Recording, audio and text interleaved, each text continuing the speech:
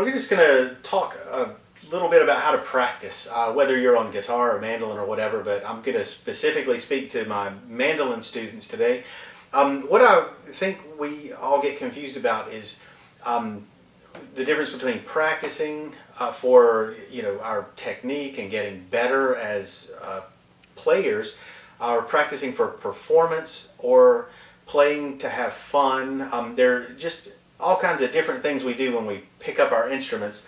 But we really need to do those three things that I just mentioned. We need to be having fun, first of all, and there are going to be some things you do that are just fun for you. You may play something that you're already really good at, and that's a good way to get started with your practice. It's also a good way to end your practice.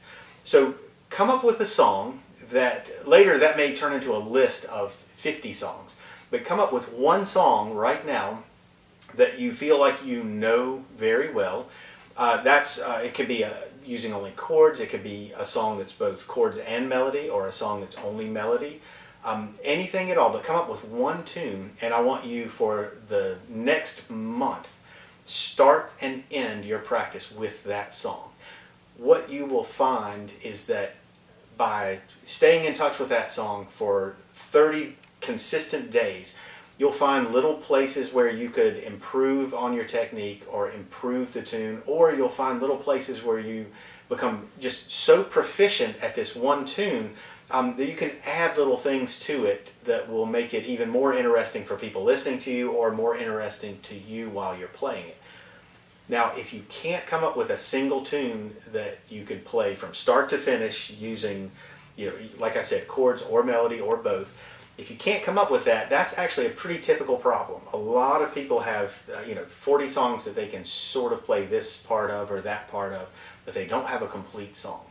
So I want you to then, in that case, narrow it down to the songs or song that you feel you're closest to being finished with, and complete that song. Go ahead and do that. If you have a teacher, go to that instructor and say, look, let's go ahead and wrap this tune up. I want to be able to play it completely, but in some way get that situated as quickly as possible so you have something you can play right now. So you now know how to start your practice and finish your practice. In between, there are a couple of things you need to do. So by doing that start and finish, you're both starting on a tune that you know and making that tune a little better, and maybe even maintaining that tune so you don't forget it over the course of time. By finishing with the tune, you're kind of ending on a high note. You're finishing in a way that kind of makes that practice feel complete. Now, in between, you need to do two things. You need to be working on something new, something that you're not that good at, that you wish you were good at. That can be a new tune or a new technique. Hopefully it'll be both. So go ahead and have a list of tunes ready to go that you don't know how to play, but you wish you could play.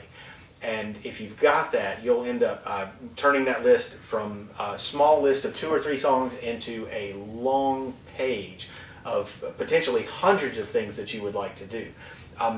My goal is to always have things that I don't know, but they're sort of still on that list, so that anytime I'm just in a rut or I want something new to do, I can go straight to that list and say, okay, I'm going to learn that now. So make that list for yourself. If you have a teacher, go to that person and get them to start showing you bits and pieces of these songs until you can form a complete package. If not, go find the chord chart right away, find that on the internet, and get those chords going at least. In the meantime, you can be researching, maybe go buy the book that's got this tune in it or whatever. But there are just so many ways to learn new tunes. You can do that by ear, just by listening, which is it's doable later, as a player, but at first it's a little tough if you're just starting out. But have that list and be working on something that you eventually will convert to a piece that you feel is complete, and then that will move into your start and ending practice bits. You'll hopefully have 5 or 6 things within a month or two that you can then decide, I want to start my practice with this song and end it with a different one, and the next day maybe go through the rotation and do different tunes to start and finish each practice. that's just called maintenance, and it's fun. You're maintaining the songs that you know. So in addition to having tunes that are complete, which again is performance practice and a lot of fun, learn something new at least once a week, even if you don't keep it. If you learn something and you're really not interested, put it aside, and that's just a lesson learned. You're not interested in that tune, pick another one.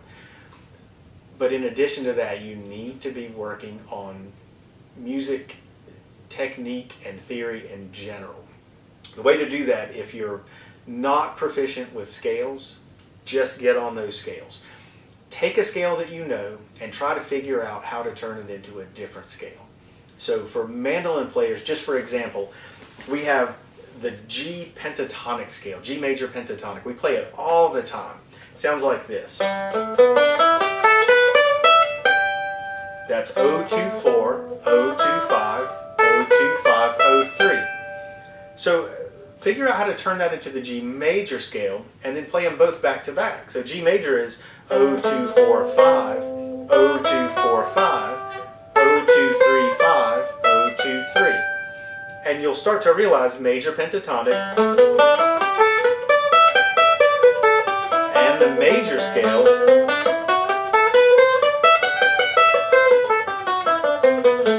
have a lot in common.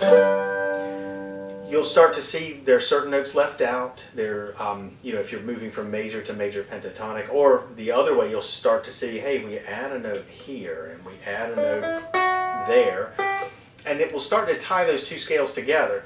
And if you feel like you're proficient at those, then you start to work on technique. So when you're thinking about combining the scales or comparing the scales, that's theory oriented. You're thinking about the notes you're playing. Maybe even moving like the G to a new fret. There we just move to A by adding 2 to every number. Instead of 024, we play 246. So that is, again, theory oriented. If you want to move in the other direction, the technical direction, you take the scale you're proficient with, for example, again, the G major pentatonic, and you try this. Try to pick down on every note, and then pick down up on every note. So that means you're going to play each note twice. Now,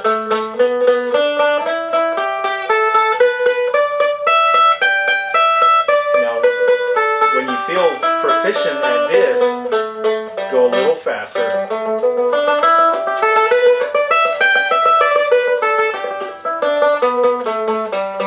And then start to pick down on the first note, up on the second, and alternate the pick direction. Down, up, down, up, down, up, down, up, until you can just run through.